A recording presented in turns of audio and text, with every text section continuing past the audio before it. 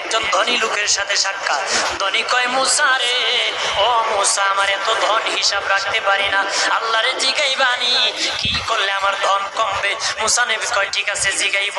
একজন বৃদ্ধার সাথে একজন মহিলার সাথে দেখা। মহিলা কয়, মুসা কই যাও, কই যাও রে মুসা? মুসা নবী কয়, তোর পাহাড়ে যাবো, আল্লাহর সাথে কথা বল।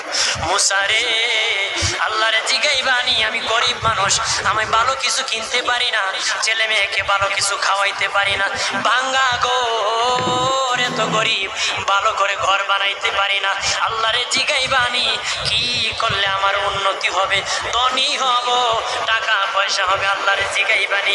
আল্লাহ মুসা নবী কয়, ঠিক আছে, আল্লাহরে জিগাইব, তুমি কেমনে ধনী হইবা। আল্লাহ নবী মুসা নবী তিন রাস্তার মোড়ে যা দেখে একটা লোক বসে আছে, তার দুই হাত নাই, দুই পা নাই, দুই হাত নাই, দুই পা নাই।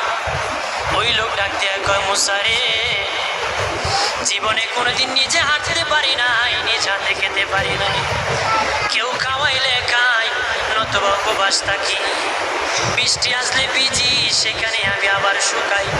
ও মুসা, জীবনে কোনো কাজে দুনিয়ার লাগি নাই, আল্লাহরে জিগাইবানি কোন কারণে আমারে বানাইছে।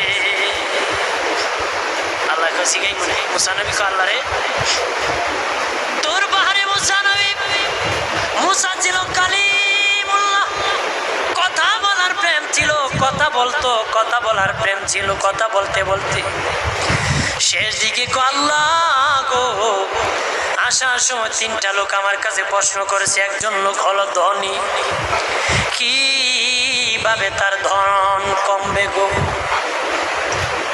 আল্লাহ বলেন, মুসা রে, তারে জানিয়ে দাও যাকাত দেওয়া যেন বন্ধ করে দে, শুকরিয়া আদায় করা যেন বন্ধ করে দে, তাহলে আমি প্রভু আল্লাহ সুবহানাহু ওয়া তাআলা তার ধন কমায়া দিব।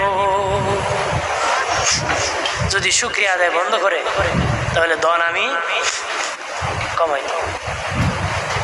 এরপরে মুসা নবী বলেন, ও মালিক, আল্লাহ একজন মহিলা বলেছে তার পয়গম্বর মুসা নবী